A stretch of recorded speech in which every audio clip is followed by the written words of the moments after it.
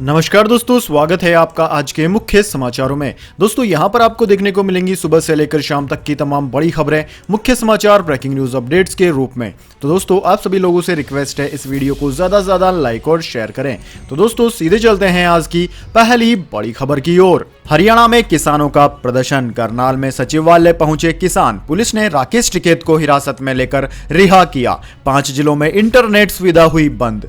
जी हां दोस्तों, हरियाणा के करनाल में किसान जिला प्रशासन से बातचीत विफल होने के बाद जिला सचिवालय का घेराव करने निकले हैं। अनाज मंडी से सचिवालय की तरफ बढ़ रहे किसानों को पुलिस ने रोकने की कोशिश की, लेकिन किसान आगे बढ़ने पर अड़े रहे। इसके बाद पुलिस ने राकेश टिकैत और योगेंद्र यादव समेत कुछ किसान नेताओं को हिरासत में ले लिया। हालांकि थोड़ी देर बाद उन्हें छोड़ दिया गया। करनाल की अनाज मंडी से निकले किसान मिनी सचिवालय तक पहुंच गए। सचिवालय के मेन गेट पर पुलिस और पैरामिलिट्री फोर्स मौजूद है। किसान इनके सामने ही जमा हो गए। किसान नेताओं को यहां पर सभा करने की अनुमति है। इस बैठक में ही आगे की रणनीति तय की जाएगी। उधर दोस्तों किसानों के आंदोलन के चलते हरियाणा के 5 जिलों में मोबाइल इंटरनेट और बल्क SMS सर्विस बंद कर दी गई है। गृह सचिव डॉक्टर बलकार सिंह के आदेश के अनुसार कानून व्यवस्था बनाए रखने के लिए करनाल, कुरुक्षेत्र, कैथल, पानीपत और जिंद में सोमवार शाम से मंगलवार रात 12 बजे तक मोबाइल इंटरनेट सेवाएं बंद रहेंगी। करनाल के DC और SP किसानों को हिरासत में लेने के बाद उनसे भरी बसों को बाहर भेजने के आदेश दे रहे थे। उसी दौरान किसान सड़क के बीच बैठ गए। वहीं फ्लाईओवर पर कुछ शरारती तत्वों ने वाहन को डंडे दिखाकर रोक लिया। करीब 10 मिनट तक वाहन रोककर रखने से हाईवे पर जाम की स्थिति बन गई। करनाल के SP गंगाराम पूनिया ने बताया कि कानून व्यवस्था बनाए रखने को लेकर पुलिस पूरी मुस्तैद है। धारा 144 लागू है। किसानों को मिनी सचिवालय तक पहुंचने से रोकने के लिए पैरामिलिट्री फोर्स समेत सुरक्षा बलों की 40 कंपनियां तैनात की गई है। लघु सचिवालय समेत 18 जगहों पर नाके लगाए गए हैं। GT रोड और शहर के लघु सचिवालय तक पहुंचने वाले रास्तों को भी ब्लॉक किया हुआ है। इसके बाद दोस्तों अगली बड़ी खबर, पाकिस्तान के खिलाफ प्रदर्शन से बौखलाया तालिबान, लोगों पर खुलेआम की गोलीबारी। जी हां दोस्तों, अफगानिस्तान की पंजशीर घाटी में तालिबान और नॉर्दर्न अलायंस के बीच जंग जारी है। इसी बीच पंजशीर घाटी में तालिबान की खूनी हिंसा का भारी विरोध हो रहा है और लोग बड़े पैमाने पर सड़कों पर उतर रहे हैं। लोगों ने तालिबान का विरोध किया और पाकिस्तान के खिलाफ भी जोरदार नारे लगाए। दोस्तों आपकी जानकारी के लिए बता दें, पंजशीर में तालिबान कब्जे के पीछे पाकिस्तान और उसकी वायुसेना का हाथ बताया जा रहा है। अफगानिस्तान में पाकिस्तान के खिलाफ उठती आवाजों से तालिबान बौखला गया है और प्रदर्शन करने वाले लोगों पर गोलीबारी कर रहा है। AFP की रिपोर्ट के अनुसार काबुल में पाकिस्तान विरोधी रैली को तितर-बितर करने के लिए तालिबान ने गोलियां चलाई। इसमें कई महिलाओं और बच्चों के घायल होने की खबर है। पंजशीर की जंग में पाकिस्तान के दखल और तालिबान का साथ देने से अफगानिस्तान के लोगों में गुस्सा है। इसके बाद दोस्तों अगली बड़ी खबर, राहुल गांधी का सरकार पर निशाना, कहा जहां जहां हर हर अन्नदाता, घर घर अन्नदाता, वहां किस किस को रोकोगे। जी हां दोस्तों, केंद्र के तीनों कृषि कानूनों का विरोध कर रहे किसानों के पक्ष में कांग्रेस नेता राहुल गांधी अक्सर मुखर होकर बोलते नजर आए हैं। आज हरियाणा के करनाल में किसानों की महापंचायत और मिनी सचिवालय के घेराव के ऐलान के बीच एक बार फिर राहुल गांधी ने सरकार पर निशाना साधा। राहुल गांधी ने ट्वीट कर किसानों की एक तस्वीर साझा करते हुए ट्वीट किया। ट्वीट में लिखा था, जहां हर हर अन्नदाता, घर घर अन्नदाता, वहां किस किस को रोकोगे। दोस्तों इससे पहले राहुल गांधी ने सोमवार और रविवार को भी किसानों को लेकर ट्वीट किया था। सोमवार के ट्वीट में राहुल गांधी ने लिखा था कि डटा है, निडर है, इधर है भारत भाग्य विधाता। रविवार को किए ट्वीट में उन्होंने लिखा कि गूंज रही है सत्य की पुकार, तुम्हें सुनना होगा अन्यायी सरकार। दोस्तों आपकी जानकारी के लिए बता दें, करनाल में किसानों की विशाल महापंचायत हुई जिसमें भारी भीड़ दिखाई दी। इसके अलावा किसानों ने 28 अगस्त को वे प्रदर्शनकारी किसानों पर लाठीचार्ज के विरोध में लघु सचिवालय के घेराव का भी ऐलान किया है। इसके बाद दोस्तों अगली बड़ी खबर, झारखंड विधानसभा में नमाज हनुमान चालीसा पर बहस, स्पीकर बोले नाराज हैं तो मुझे पीट लीजिए। जी हां दोस्तों, झारखंड विधानसभा में नमाज पढ़ने के लिए एक कमरा अलॉट करने के मुद्दे पर मंगलवार को जोरदार प्रदर्शन हुआ। भगवा रंग के कपड़े पहनकर जय श्री राम और हनुमान चालीसा का पाठ करते हुए भारतीय जनता पार्टी के विधायक चेयर के करीब पहुंच गए और सदन की कार्यवाही में बाधा डालने लगे। सदन की कार्यवाही शुरू होते ही बीजेपी विधायकों ने नमाज के लिए कमरा अलॉट किए जाने और राज्य की रोजगार नीति के खिलाफ प्रदर्शन शुरू कर दिया। इस बीच विधानसभा अध्यक्ष रविंद्रनाथ महतो ने हंगामा कर रहे सदस्यों से सदन की कार्यवाही चलते रहने देने की अपील की। हालांकि स्पीकर की अपील का कुछ खास असर नहीं होता दिखा। प्रदर्शनकारी सदस्य प्रश्नकाल के दौरान नारे लगाते रहे, जिसके कारण दोपहर 12:30 बजे तक के लिए कार्यवाही स्थगित करनी पड़ी। महतो ने प्रदर्शनकारी विधायकों से कहा कि चेयर का अपमान बर्दाश्त नहीं किया जाएगा। अगर आप नाराज हैं तो मुझे पीट लें, लेकिन कार्यवाही में बाधा न डालें। कृपया अपने अपने स्थानों पर जाएं। मुझे बहुत दुख हो रहा है। यह 3.5 करोड़ लोगों की आस्था का सवाल है और आपके आचरण से मुझे काफी दुख पहुंचा है। दरअसल दोस्तों, आपकी जानकारी के लिए बता दें, विधानसभा में नमाज के लिए कमरा देने का मामला लगातार तूल पकड़ता जा रहा है। बीजेपी ने इस आदेश पर सवाल उठाते हुए मांग की कि बहुसंख्यक विधायकों की भावना का ख्याल रखते हुए विधानसभा में मंदिर का निर्माण भी होना चाहिए। हालांकि जेएमएम सरकार की ओर से कहा गया है कि यह व्यवस्था उनके वक्त की नहीं है, बल्कि पहले से चली आ रही है। इसके बाद दोस्तों, अगली बड़ी खबर। रात के अंधेरे में तालिबान पर आसमान से गिरे बम, पंजशीर में भारी नुकसान की है खबर। जी हां दोस्तों, पंजशीर को लेकर अभी तक स्थिति स्पष्ट नहीं हुई है। तालिबान ने जहां पंजशीर पर कब्जे का दावा किया है, वहीं नॉर्दर्न अलायंस के लड़ाकों का कहना है कि जंग जारी है और वे आखिरी दम तक लड़ेंगे। इसी बीच सोमवार देर रात पंजशीर में तालिबान के ठिकानों पर हवाई हमले किए गए। इन हमलों में तालिबान को भारी नुकसान की बात कही जा रही है। स्थानीय मीडिया रिपोर्ट्स में बताया गया है कि देर रात तालिबानी ठिकानों पर हमले किए गए। हालांकि यह साफ नहीं हो पाया है कि हमले करने वाले लड़ाकू विमान किस देश के थे। पत्रकार मोहम्मद अल सुलमानी ने अपने ट्वीट में लिखा कि अज्ञात विमान तालिबान के ठिकानों पर हमला कर भाग निकले। ये किसने किया, रूस या तजाकिस्तान? इन हमलों में तालिबान को भारी नुकसान की बात कही गई है। इसके बाद दोस्तों, अगली बड़ी खबर। कैबिनेट मीटिंग आज होगी, मोदी कैबिनेट की बैठक, किसानों को लेकर लिया जा सकता है फैसला। जी हां दोस्तों, प्रधानमंत्री नरेंद्र मोदी की अध्यक्षता में बुधवार यानी कि आज को कैबिनेट की बैठक होगी। इस बैठक में गेहूं और अन्य फसलों पर एमएसपी बढ़ाने को लेकर फैसला किया जा सकता है। पीएम मोदी के आवास पर होने वाली इस बैठक में टेलीकॉम और टेक्सटाइल सेक्टर के लिए राहत पैकेज के लिए भी फैसला लिया जा सकता है। सूत्रों से यह जानकारी मिली है। दोस्तों, आपकी जानकारी के लिए बता दें, किसानों का 9 महीने से अधिक समय से दिल्ली की सीमाओं पर प्रदर्शन जारी है। यही नहीं, हाल ही के दिनों में किसान संगठनों ने अपने आंदोलन को और तेज किया है। आज ही किसान संगठन ने हरियाणा के करनाल में महापंचायत के बाद मिनी सचिवालय तक मार्च निकाला।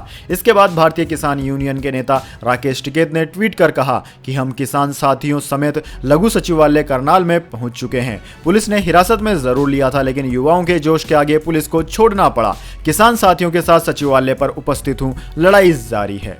इसके बाद दोस्तों, अगली बड़ी खबर। शुभेंदु अधिकारी के खिलाफ गिरफ्तारी आदेश नहीं देने पर बंगाल सरकार ने कलकत्ता हाईकोर्ट की डिवीजन बेंच में दी चुनौती। जी हां दोस्तों, बीजेपी विधायक और बंगाल विधानसभा में प्रतिपक्ष के नेता शुभेंदु अधिकारी के खिलाफ गिरफ्तारी आदेश नहीं देने पर पश्चिम बंगाल सरकार ने कलकत्ता हाईकोर्ट की डिवीजन बेंच का रुख किया है। बंगाल सरकार ने गिरफ्तारी आदेश नहीं देने के अंतरिम आदेश को चुनौती दी है। दोस्तों, आपकी जानकारी के लिए बता दें, इससे पहले कलकत्ता हाईकोर्ट ने बीजेपी नेता शुभेंदु अधिकारी को एक बड़ी राहत देते हुए सोमवार को उनके खिलाफ 5 में से 3 मामलों पर रोक लगा दी। इसके अलावा कोर्ट ने पुलिस से यह भी कहा कि अदालत की अनुमति के बिना अधिकारी के खिलाफ कोई दंडात्मक कार्यवाही नहीं की जानी चाहिए। अदालत ने पुलिस को अधिकारी से उनकी सुविधा के अनुसार पूछताछ करने को भी कहा। न्यायमूर्ति राजशेखर मंथा ने पुलिस और सीआईडी को निर्देश दिया कि अदालत की अनुमति के बिना अधिकारी के खिलाफ कोई दंडात्मक कार्यवाही नहीं की जानी चाहिए। अदालत ने उनके अंगरक्षक सुब्रत चक्रवर्ती की मौत की जांच की कार्यवाही पर भी रोक लगा दी। चक्रवर्ती ने 2018 में कोंटाई पुलिस स्टेशन में कथित तौर पर खुद को गोली मार ली थी। इसके बाद दोस्तों, अगली बड़ी खबर। छत्तीसगढ़ सीएम के पिता हुए अरेस्ट, नंद कुमार बघेल को आगरा से रायपुर लाई पुलिस। ब्राह्मणों पर विवादित टिप्पणी करने पर कोर्ट ने 14 दिन की न्यायिक हिरासत में भेजा। जी हां दोस्तों, छत्तीसगढ़ के मुख्यमंत्री भूपेंद्र बघेल के पिता नंद कुमार बघेल को पुलिस ने आगरा से गिरफ्तार कर लिया है। उन्हें मंगलवार को रायपुर डिस्ट्रिक्ट कोर्ट में पेश किया गया। कोर्ट ने उन्हें 14 दिन के लिए न्यायिक हिरासत में भेज दिया है। दोस्तों, बताया जा रहा है कि नंद कुमार बघेल ने जमानत लेने और वकील रखने से मना कर दिया। उन पर ब्राह्मणों को लेकर विवादित बयान देने का आरोप है। मुख्यमंत्री भूपेंद्र बघेल के पिता नंद कुमार बघेल के खिलाफ रायपुर के डीडी नगर थाने में केस दर्ज किया गया है। सर्व ब्राह्मण समाज की शिकायत पर यह केस दर्ज किया गया। नंद कुमार पर सामाजिक द्वेष पैदा करने का आरोप लगाया गया है। उनके खिलाफ आईपीसी की धारा 505 समुदायों के बीच शत्रुता, घृणा या वैमनस्यता की भावना पैदा करने और धारा 153A के तहत सामाजिक तनाव बढ़ाने वाला बयान देने का आरोप लगाया गया है। दोस्तों आपकी जानकारी के लिए बता दें, पिछले महीने लखनऊ में आयोजित एक कार्यक्रम के दौरान मीडिया से बातचीत में नंद कुमार बघेल ने कहा था कि अब वोट हमारा राज तुम्हारा नहीं चलेगा, हम यह आंदोलन करेंगे, ब्राह्मणों को गंगा से वोल्गा रूस की एक नदी भेजेंगे क्योंकि वे विदेशी हैं।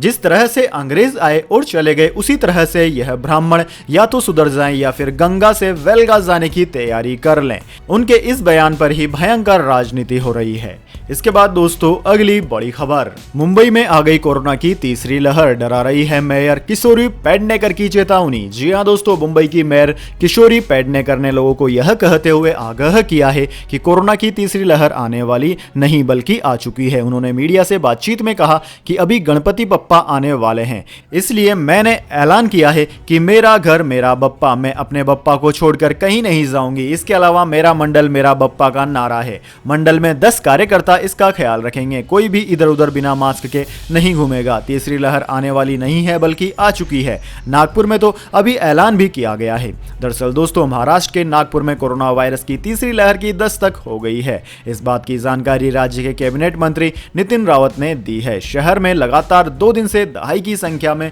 मामले मिल रहे हैं। संक्रमण के मामलों के चलते उन्होंने यह बात कही। कोविड-19 महामारी की पिछली दोनों लहरों में महाराष्ट्र सर्वाधिक प्रभावित राज्य था। दूसरी लहर से उबरने के दौरान ही मुख्यमंत्री उद्धव ठाकरे ने राज्य में तैयारियों की बात कही थी। हाल ही में उन्होंने तीसरी लहर को लेकर भी चेतावनी जारी की है। इसके बाद दोस्तों जान लेते हैं पूरी दुनिया और भारत में क्या है कोरोना महामारी की ताजा स्थिति।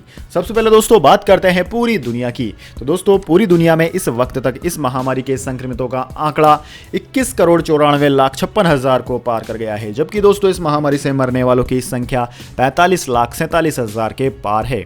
दोस्तों इस महामारी से सर्वाधिक प्रभावित देशों की बात की जाए तो उनमें America, India, Brazil, United kingdom, Russia, France, Turkey, Argentina, Iran आदि देशों का नाम आता है। अब दोस्तों इसके बाद में बात कर लेते हैं क्या है भारत के हालात, लेकिन उससे पहले मेरी आपसे एक छोटी सी रिक्वेस्ट है। अगर दोस्तों आपको हमारी न्यूज़ अभी तक पसंद आई है तो इसे एक छोटा सा लाइक ज़रूर दे दें, और अगर आपको पसंद नहीं आई है तो बेशक आप डिसलाइक भी कर सकते हैं, लेकिन दोस्तों लाइक और डिसलाइक ज़रूर कीजिएगा, क्योंकि दोस्तों यही हमारी मेहनत का फल होता है और इसी से हमें पता चलता है कि आपको हमारी वीडियोज़ पसंद आ रही है या नहीं।